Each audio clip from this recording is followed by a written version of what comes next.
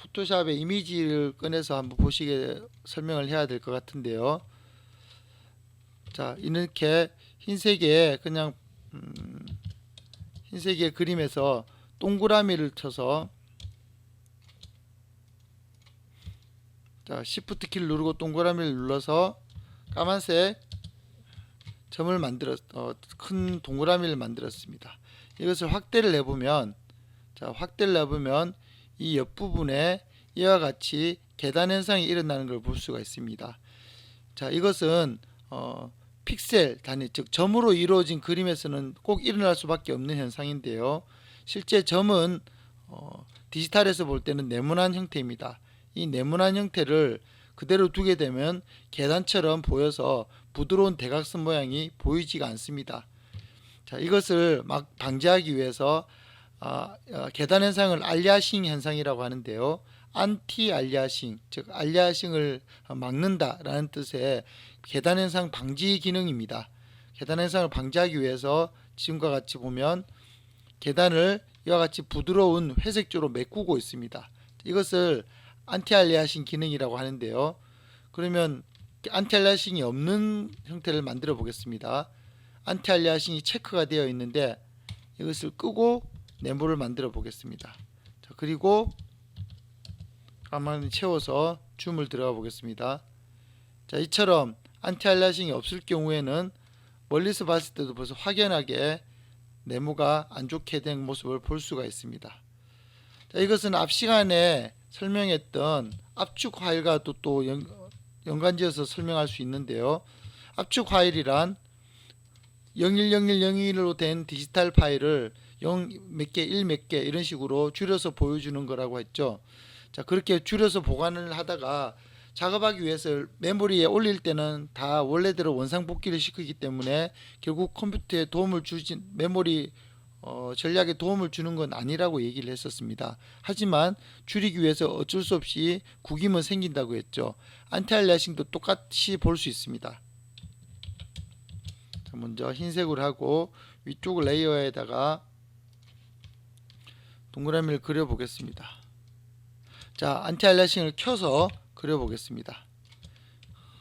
그리고 검정을 만들었습니다.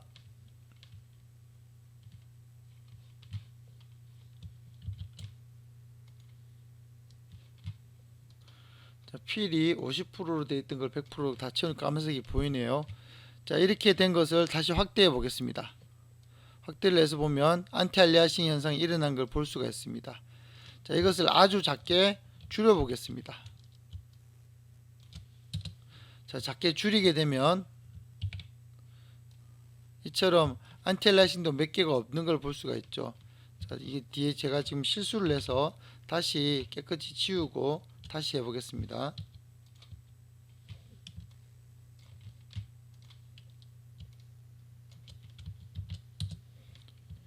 자, 이렇게 된 것을 보면 안티알리아싱 현상이 뭐가 있습니다.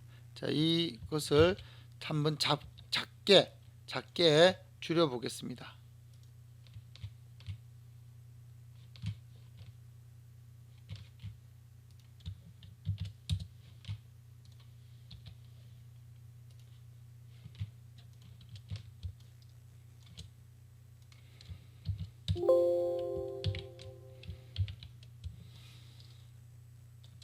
자, 작게 줄였는데요. 확대를 해서 보면 자, 이처럼 다시 줄어 있습니다. 자, 이렇게 줄은 것을 다시 켜 보겠습니다. 자, 이처럼 지저분하게 커지는 걸 볼 수가 있습니다. 왜 이런 현상이 일어났을까요?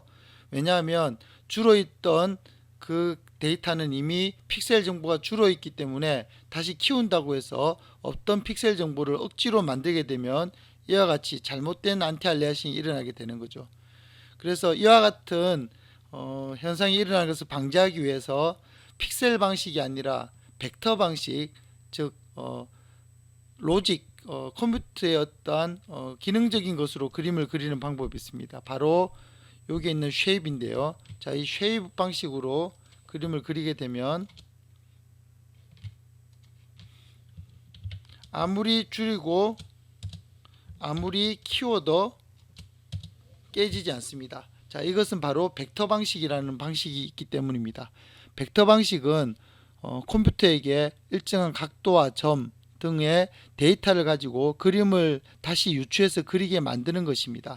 그와 반면에 픽셀 방식은 점 단위로 가로 세로의 값을 기억해서 그 가로 세로의 위치값과 색깔 값을 기억하게 만드는 일종의 그림으로 인식하는 방식입니다. 그렇기 때문에 화려한 그림에는 당연히 좋지만, 이와 같이 화려한 그림에는 당연히 좋지만 간단한 그림과 같은 경우에는 매우 비효율적인 방식이라고 볼 수 있습니다. 이와 같이 간단한 그림을 그리는 전용 툴이 바로 일러스트레이터입니다. 일러스트레이터는 간단하게 그림을 그려 패스 방식으로 간단하게 그림을 그려서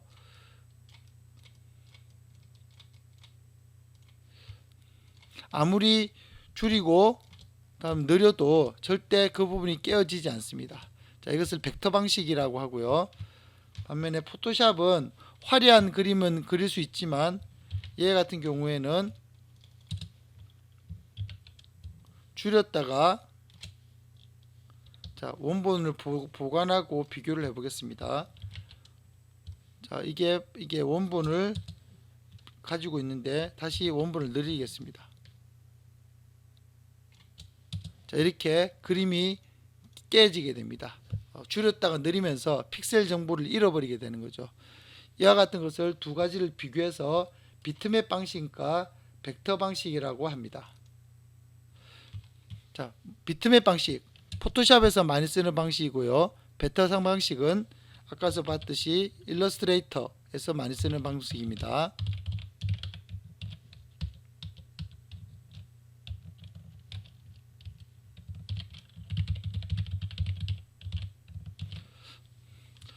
그리고 이 두 가지의 특징을 알아보도록 하겠습니다.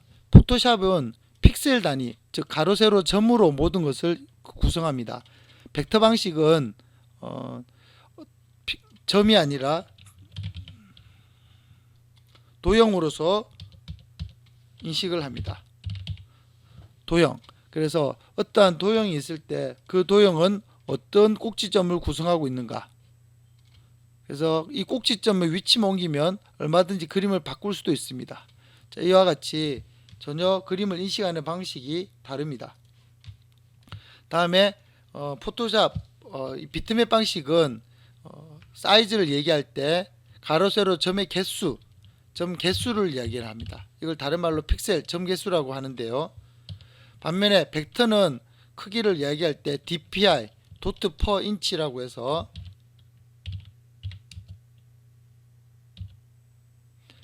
1인치의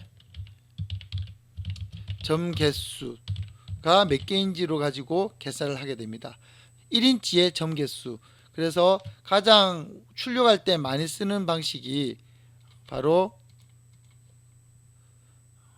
도트 퍼 인치, 바로 이것을 얘기하는 겁니다. 그래서 300dpi를 얘기하면 1인치에 점 300개가 들어가면 가장 출력하기에 양호한 인쇄물 퀄리티를 얻을 수 있다고 보통 얘기를 합니다.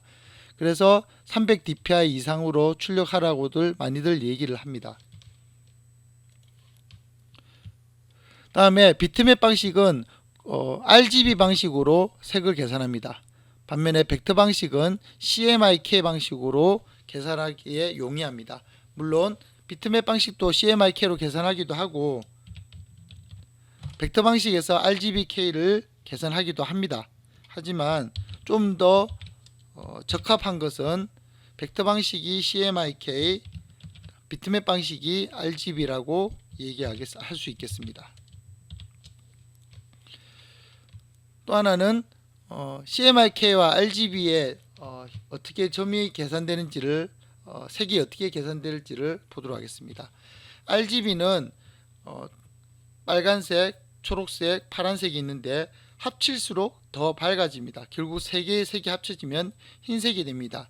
이게 빛의 삼원색 합치는 방법이죠. 반면에 CMY는 샤이안, 마젠타, 옐로우라고 해서 각각의 색이 합쳐지면 결국에 검은색이 됩니다. 인쇄물 또는 그림 물감 합칠 때 쓰는 방식입니다.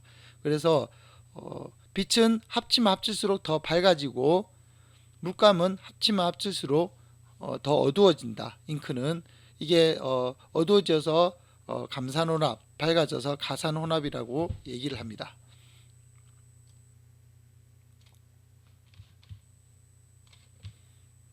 여기는 가산혼합이라고 하고 벡터 방식은 감산혼합이라고 이야기들을 합니다. 다음에 비트맵 방식은 컴퓨터, 웹 이미지 등 동영상 파일 작업에 적합하고 벡터 방식은 출력물, 출판물 등 이미지, 텍스트 방식에 적합합니다. 즉 출력물에 쓰는 것입니다. 자, 이게 또 마지막으로 중요한 것이 있는데 비트맵 방식은 매체별로 크기, 색이 다릅니다. 이걸 다르게 이야기해서 핸드폰 해상도가 일반적으로 1280720이라고 얘기들을 하는데 가끔 사거리에 있는 큰 전광판도 1280720일 경우가 있습니다. 그때는 가로 세로의 픽셀 개수는 같지만 점 자체의 크기가 매우 큰 거죠. 자, 점의 크기가 매우 커서 화면이 커 보이는 것을 얘기를 합니다. 반면에 벡터 방식은 어디서든지 똑같습니다. 즉 도트 퍼 인치 1인치라는 기준은 어디나 같기 때문에 그것이 책이든 또는 다른 인쇄물, 다른 신문이든 또 다른 책이든 DPI가 똑같다면 나오는 출력물의 크기는 똑같이 됩니다. 또 하나는 색깔도 똑같습니다. 어떤 곳에서도 다 똑같은 인쇄 규정을 지켜서 똑같은 색을 만들어야 된다는 것이 인쇄물 쪽의 기본 원리입니다. 그래서 색깔을 지키기 위해서 팬텀 컬러라는 것을 사용해서 모든 색깔에 기본적인 번호를 다 부여하고 있습니다. 예를 들어서 포토샵의 경우도 색깔을 보면 이와 같이 색이 여러가지 RGB 색이 CMYK이 이게 퍼센트가 정해져 있는데요.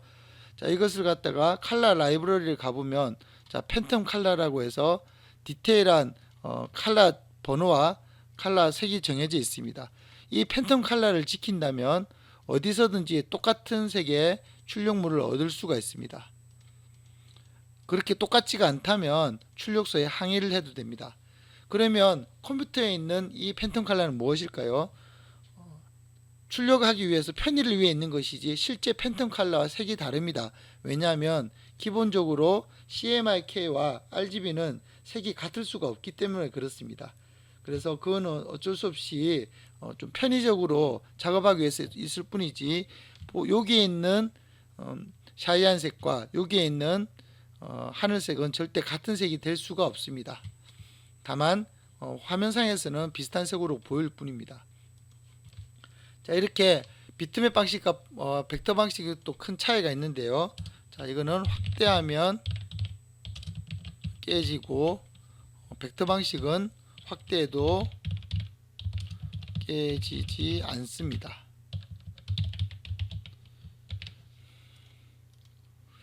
그러면 이것을 기억하면서 벡터 파일을 한번 열어보도록 하겠습니다. 자, 일러스트레이터에서 벡터 파일을 오픈을 해 보겠습니다. 예를 들어서 일러스트레이터 파일이 하나 있네요.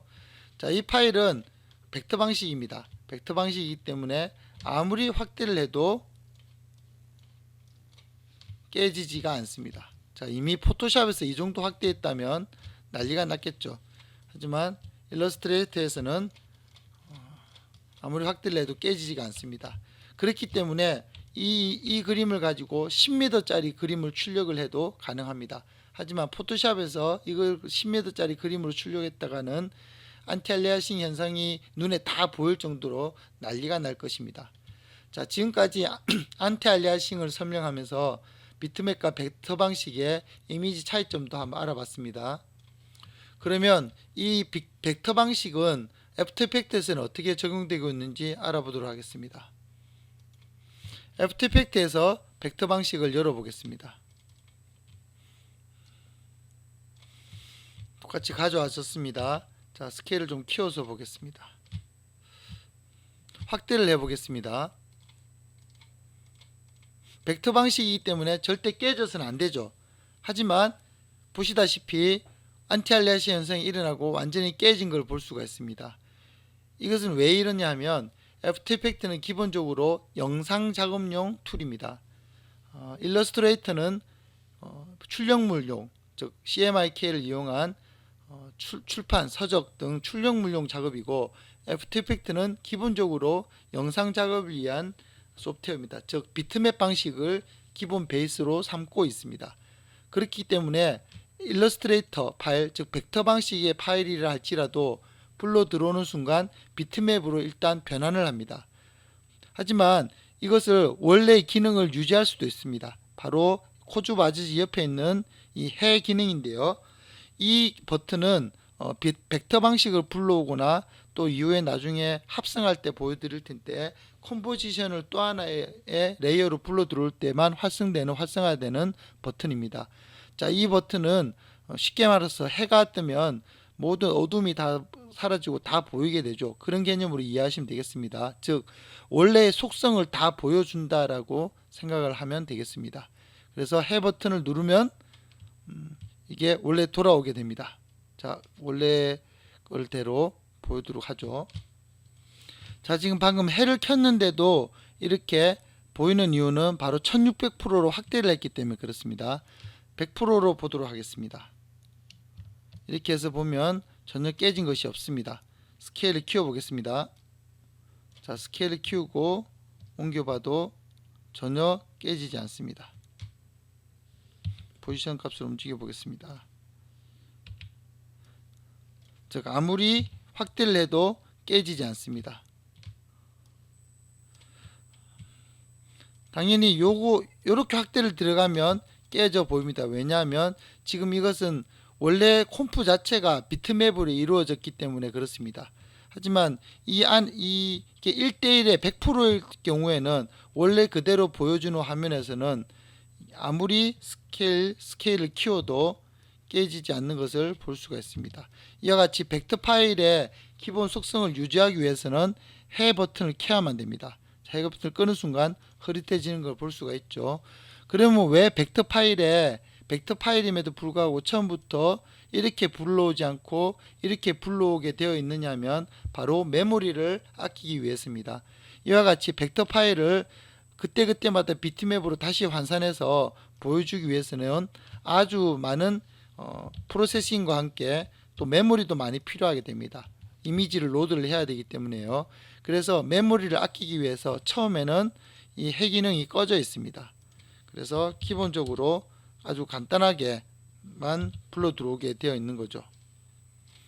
그러다가 필요에 따라서는 해 기능을 그때그때 켜라고 되어 있는 겁니다. 자, 이 해 기능 알아봤습니다. 다음에 여기 보시는 이게 바로 안티알리아싱 기능입니다. 아까 설명드렸듯이 안티알리아싱을 끄게 되면 훨씬 더 계산이 더 빨라지겠죠.